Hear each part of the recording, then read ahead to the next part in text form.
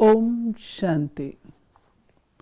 आज 23 फरवरी 1997 बाप दादा के अव्यक्त रूप के चले हुए मधुर महावाक्यों पर मनन और चिंतन करेंगे। आज की मुरली का विषय है साथी को साथ रख, साक्षी और खुशनुमा के तख्त नशीन बनो। आज विश्व कल्याणकारी बाप विश्व के चारों तरफ के बच्चों को देख हर्षित हो रहे हैं। बच्चों को भी सदा खुशी में डांस करते हुए देखते हैं और सदा देखने चाहते हैं। खुशी में रहते तो हैं, लेकिन बाप सदा चाहते हैं सदा खुश रहते हो या खुशी में फर्क पड़ता है। कभी बहुत खुशी, कभी थोड़ी कम और कभी बहुत कम। बाप ने ये एक चीज बाबा ने हम बच्चों को कही है, सदा। कोई भी बात है उसमें बाबा कहता है सदा, तो ये नोट करने वाले। बाप ने पहले भी सुनाया है कि वर्तमान समय आप बच्चों की विश्व को इस सेवा की आवश्यकता है।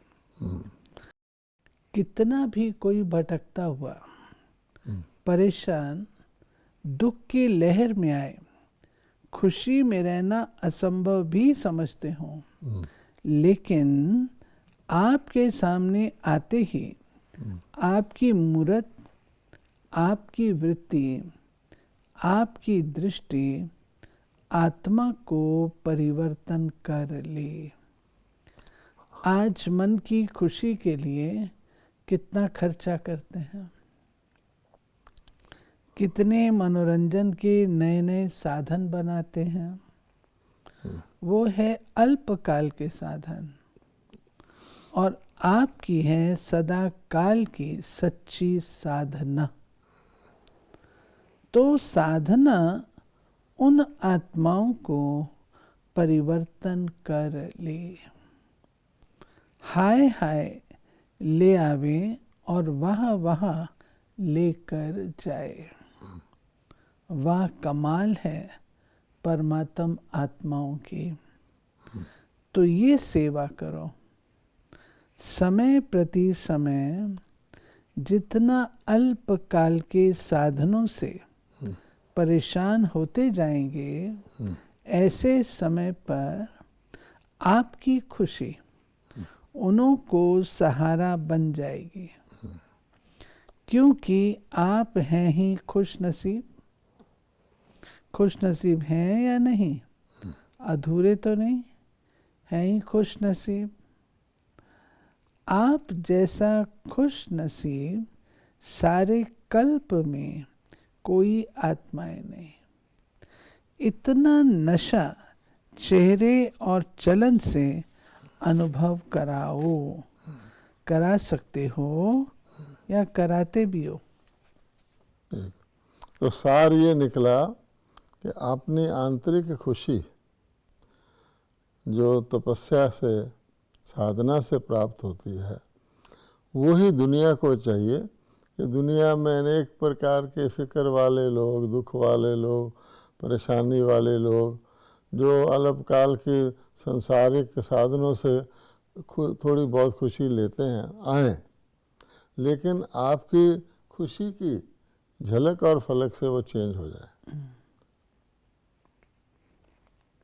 ब्राह्मण जीवन अर्थात खुशी की जीवन, उदास अर्थात माया के दास। लेकिन आप तो मास्टर मायापति हो। माया आपके आगे क्या है? चींटी भी नहीं है, मरी हुई चींटी। दूर से लगता है जिंदा है, लेकिन होती मरी हुई है। वो सिर्फ डराती है। अपना बनाने के लिए बहुरूप धारण करती है। आप भी बहुरूपी बन उसको परख लो।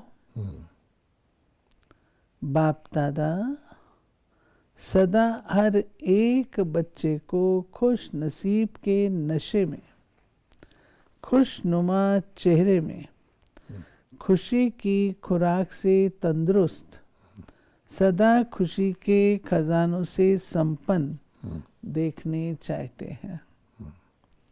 जीवन में चाहिए क्या? खुराक और खजाना। और क्या चाहिए?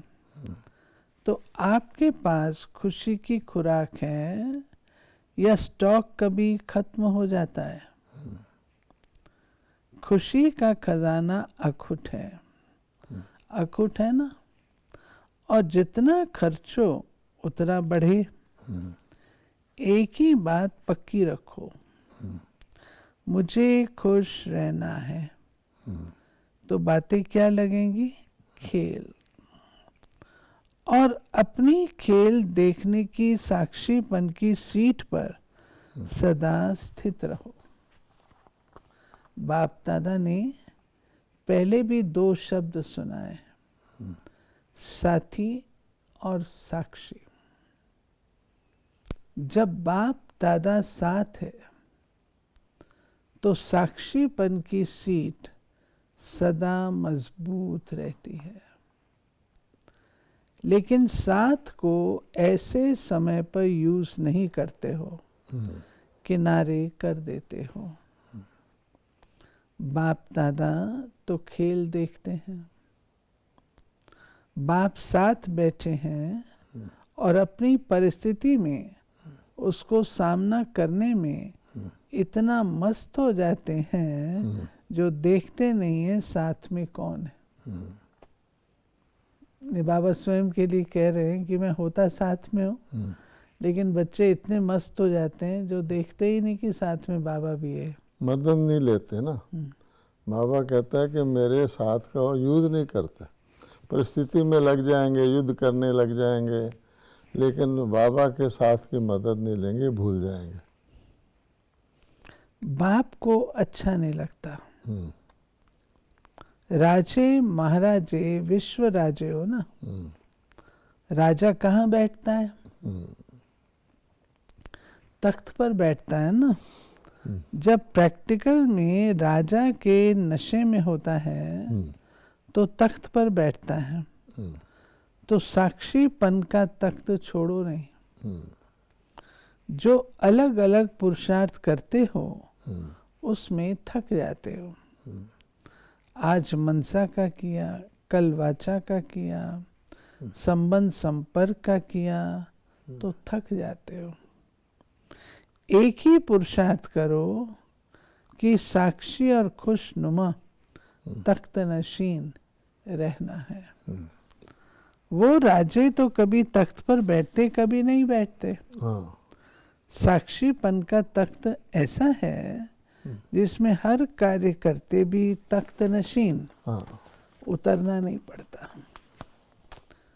साक्षीपन के तख्त नशीन आत्मा कभी भी कोई समस्या में परेशान नहीं हो सकती। तो आश्चर्य लगता है ये मेरे बच्चे क्या कर रहे हैं? तख्त से उतर रहे हैं।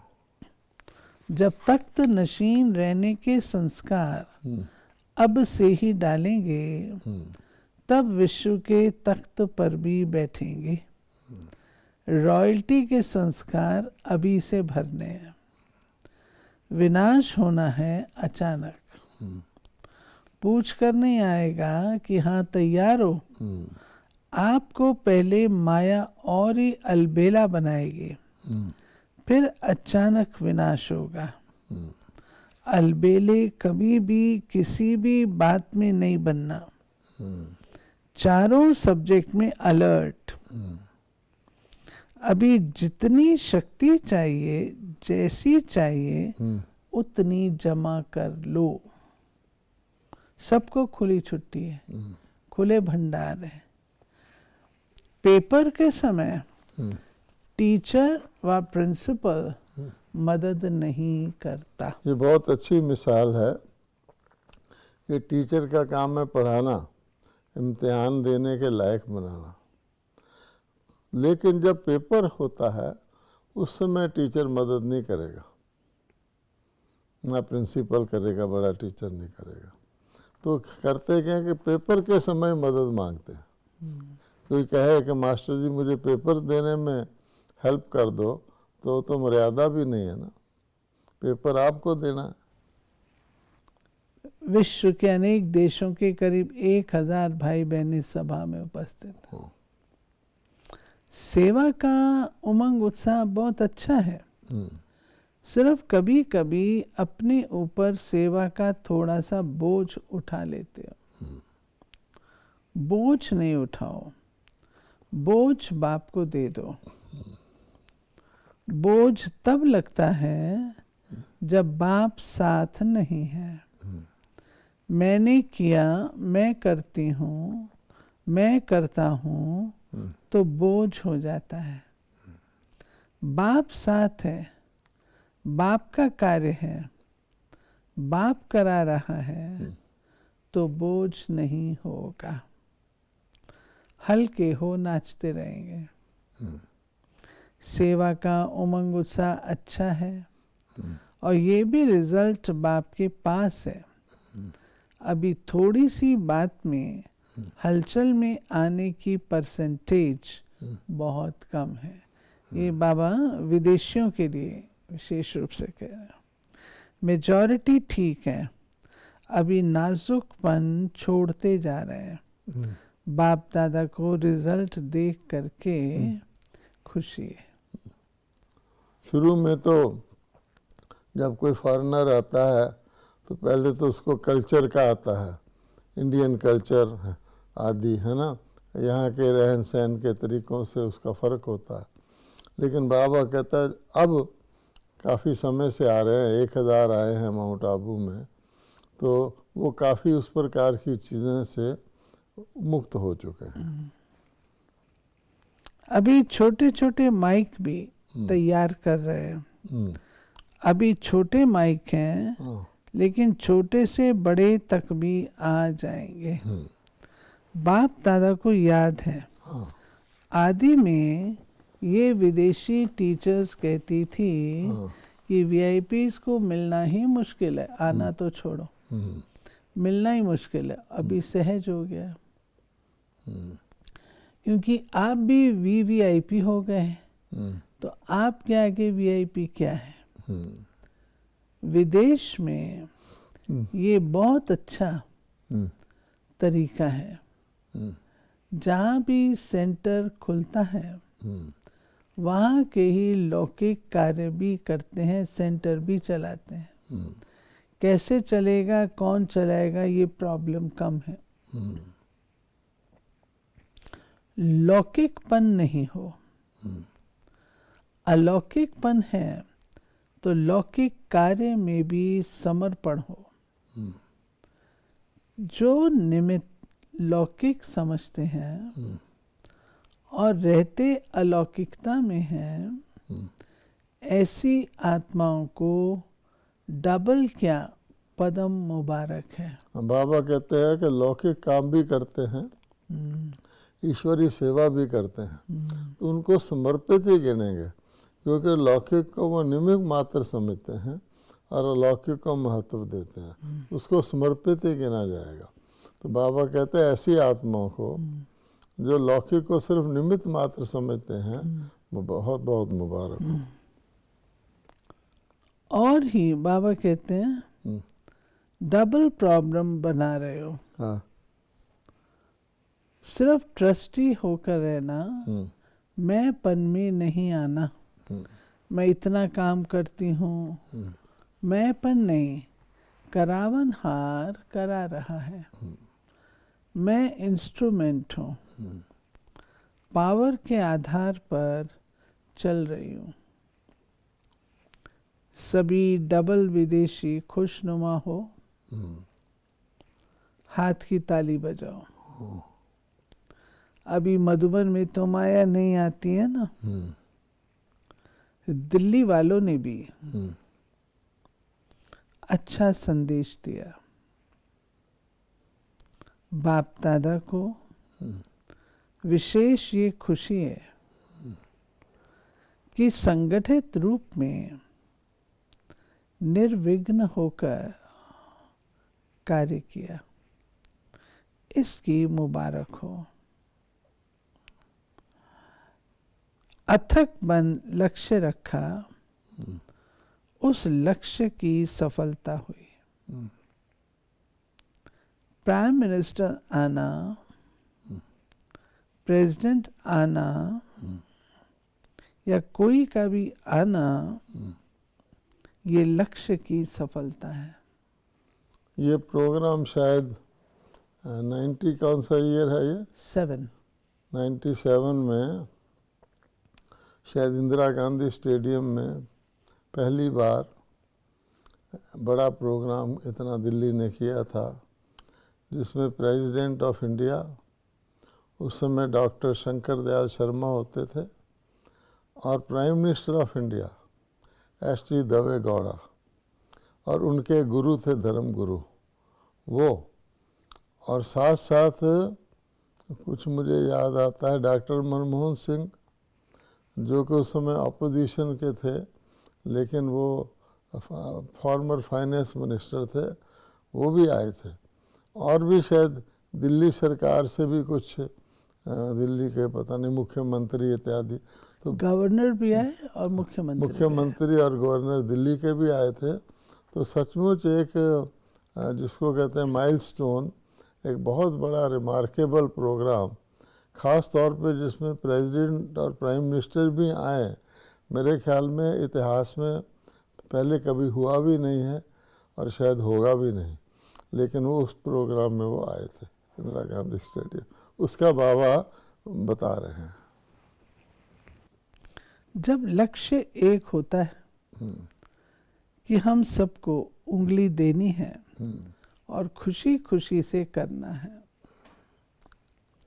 अथक बनना है, ये लक्ष्य प्रत्यक्ष रूप में आया। इसीलिए ये दृढ़ता सफलता की चाबी बन गई। दिल्ली को वरदान, और उसमें भी आदि रतन जगदीश को वरदान है स्थापना की कार्य में। इस बारी बाप दादा ने देखा एक भी दिल्ली का सेंटर ऐसे नहीं रहा जिसका कोई ना कोई सहयोग ना हो। ये समझ लो, जहाँ संगठन की शक्ति है वहाँ विजय है। बाकी विघ्न तो आने ही है, नहीं तो विघ्न विनाशक नाम क्यों रखा है। उस वक़्त मुझे याद है एक विघ्न काफ़ी बड़ा आया था कि इंदिरा गांधी स्टेडियम बहुत समय से यूज़ नहीं हुआ था, और उसको हमने बुक किया था।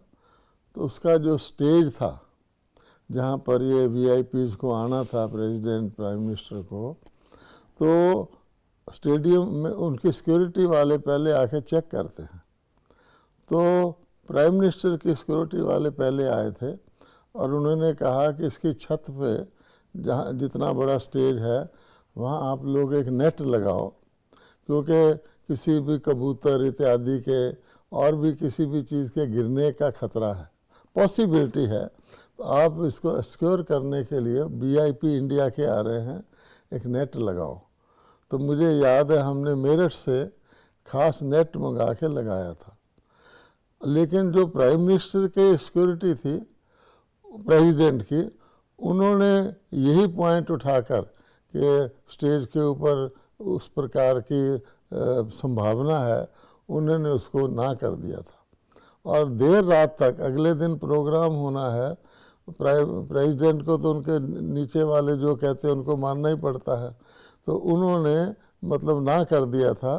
तो फिर हमने रात को, क्योंकि हमारी दादियाँ सब आ चुकी थी और बड़ा प्रोग्राम था, रात को हिम्मत करके प्रेसिडेंट ऑफ इंडिया के, मेरे ख्याल रात के 10 बजे होंगे, उनके प्राइवेट सेक्रेटरी को कहा कि देखिए आपका कोई सिक्योरिटी ऑफिसर है, वो ऐसे कह रहा है, जबकि प्राइम मिनिस्टर के सिक्योरिटी ऑफिसर ने इसको पास कर दिया। तो उसको भी पता नहीं था कि प्राइम मिनिस्टर भी आ रहे हैं और उनके पास, तो उन्होंने कहा अच्छा प्राइम मिनिस्टर वाले ने पास कर दिया, आप रुकिए। तो उन्होंने फिर कंफर्म करके 5 मिनट के अंदर कंफर्म कर दिया था कि प्रोग्राम स्टैंड्स। और मुझे याद है शंकर दयाल शर्मा जी जब आए थे स्टेडियम में तो उन्होंने पूछा था कौन ऐसा आदमी है जिसने ये कहा था। तो ऐसा मुझे उन्होंने कहा था कि मैंने तो स्पीच भी सारी छपा ली थी। ये बाकी विघ्न तो आना ही है, नहीं तो विघ्न विनाशक नाम क्यों रखा है। कुछ ना कुछ विघ्न तो आएगा ना, ऐसे थोड़ी है कि सीधे सीधे ऐसी चीजें हो जाएंगी। विघ्न विनाशक का अर्थ क्या है? विघ्न आवे और विनाश करो, ये तो होना ही है। विघ्नों का काम है आना और आपका काम है विघ्न विनाशक बनना। इसकी परवाह नहीं करो, ये खेल है, खेल में खेल है और खेल देखने में तो मजा है ना। दिल्ली वाले हाथ उठाओ, बहुत अच्छा। 7 भी 1-2 को अच्छा दिया है। ब्रिज मोहन कहाँ है? देखो, निमित्त बनने वालों के हाँ जी करने से 1-2 के सहयोग से सफलता समीप आई। इसलिए इस पाठ को सदा याद रखना। स्वभाव संस्कारों को सेवा के समय देखो नहीं। देखते हैं ना, इसने ये किया, इसने ये कहा, तो सफलता दूर हो जाती है। देखो ही नहीं। बहुत अच्छा, बहुत अच्छा, हाँ जी और बहुत अच्छा, ये 2 शब्द हर कार्य में यूज करो। स्वभाव वैरायटी है और वैरायटी रहने भी है। स्वभाव को देखा तो सेवा खत्म। बाबा करा रहा, बाबा को देखो, बाबा का काम है, इसकी ड्यूटी नहीं है, बाबा की है। तो बाप में तो स्वभाव नहीं है ना, तो स्वभाव देखने नहीं आएगा। बाकी दिल्ली ने एक अच्छा नक्शा तैयार कर दिया, तो बाप दादा भी दिल्ली वालों को मुबारक देते हैं। ये बाबा ने जो फॉर्मूला बताया है कि एक तो सेवा में किसी के स्वभाव को नहीं देखो, ये ऐसा ये स्वभाव नहीं देखो। बाप का काम है, बाप में स्वभाव है ही नहीं। और भाई सब एक सारे यज्ञ में आप दोनों भाइयों के स्वभाव उस समय मिलाने में एक बहुत बड़ा संदेश जाता है कि दोनों एक हैं। एक ने कहा, दूसरे ने माना। आपके पास उस समय का कोई ऐसा अनुभव हो तो आप बताएं। नहीं, उस समय तो इतनी खुशी थी क्योंकि सफलता मिल रही थी। मैं समझता हूँ हमारे तो क्या सारे भारत में किसी भी प्रकार के प्रोग्राम में शायद ही कभी राष्ट्रपति और प्राइम मिनिस्टर इकट्ठे आए हों। ये तो बाबा की कमाल थी ना। और वो आए, और उसके अलावा अन्य कितने वीआईपी आए। और उस समय 1997 में जबकि संस्था का इतना बड़ा विस्तृत रूप भी नहीं था, तो बड़ी बात है ना। तो बाबा ने करवाया, तो उस वक़्त जो बच्चों को खुशी थी, हर एक खुशी में ड्यूटी काम मांग रहा था। और जैसा बाबा ने कहा, हर सेंटर वाले, क्योंकि उस समय के अनुसार वो बहुत बड़ा प्रोग्राम था। हमारे तो ड्रीम्स हुआ करते थे कि कभी हम इंदिरा गांधी स्टेडियम में प्रोग्राम करें, 25,000 बैठते हैं। हाँ, उसमें करें, ऐसे हमारे ख्वाब हुआ करते थे। क्योंकि एक बार सिंधियों ने एक सम्मेलन किया था, सिंधी लोगों ने उसमें प्राइम मिनिस्टर इंदिरा गांधी को बुलाया था, और हम भी, हमारी सिंधी बहनें हमारे साथ निमंत्रण में, मैं भी गया था। उस समय मेरे दिल में इस प्रकार की हो रही थी कि क्या ब्रह्मा कुमारी का प्रोग्राम भी कभी इंदिरा गांधी स्टेडियम में होगा। आप और कहते थे। और इतना शानदार हुआ। फॉरेन का जो स्नेह मिलन का प्रोग्राम चला वो भी हर वर्ष सफलता मिल रही है। फाउंडेशन तैयार हो रहा है, बाप दादा के घर में धरनी तैयार होती है। बीज को बढ़ाना ये आप लोगों का अपने अपने स्थान का काम है। बाप दादा ने यहाँ मधुबन में धरनी भी तैयार की, बीज भी डाला, पानी देना, फल निकालना आपका काम है। निकालेंगे फल, सिर्फ एक ग्रुप बनाओ जो लिस्ट को देख करके संपर्क करता रहे। नई नई सेवाओं में बिजी हो जाते हो ना, तो ये थोड़ा ढीला हो जाता है। बाकी डबल विदेशियों की वृद्धि भी है और विधि भी बहुत अच्छी बनाते जाते हो, इसलिए निमित्त जनक को और आप सब राइट हैंड्स को सभी ब्राह्मण परिवार की तरफ से मुबारक हो। बाबा दे रहे हैं। सब खुश हैं और खुश सदा रहने वाले हैं।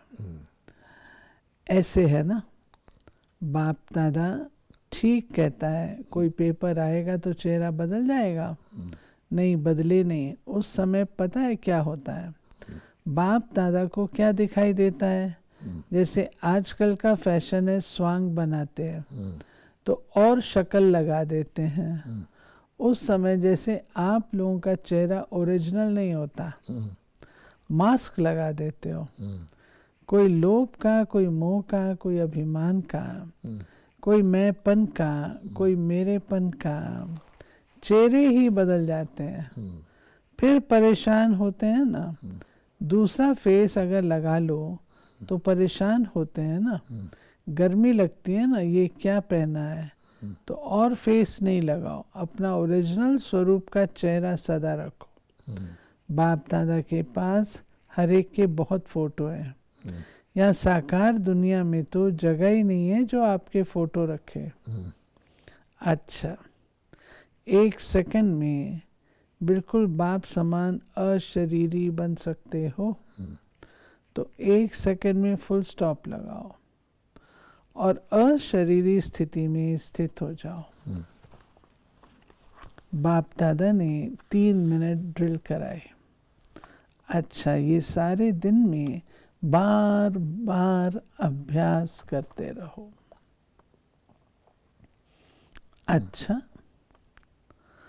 चारों ओर के सर्व माया जीत, प्रकृति जीत, साक्षीपन के तख्त नशीन, साथी के साथ का सदा अनुभव करने वाले, सदा दृढ़ता से सफलता को गले का हार बनाने वाले, सदा बाप समान लाइट रहने वाले, सदा अपने माइट द्वारा विश्व को दुख अशांति की कमजोरी से छुड़ाने वाले, ऐसे मास्टर सुख के सागर, खुशी के सागर, प्रेम के सागर, ज्ञान के सागर, बाप समान बच्चों को याद, प्यार और नमस्ते। ये थी बाबा की आज की मुरली, जिसमें बाबा ने साक्षीपन की स्थिति और खुशनुमा और बाबा को साथी बना करके रखना। बाबा कहते हैं मैं साथ होता हूँ तो मुझे भी इग्नोर कर देते हो। साथ रखेंगे तो ताकत भी रहेगी और विघ्न को खेल समझ के पार कर सकेंगे। ओम शांति।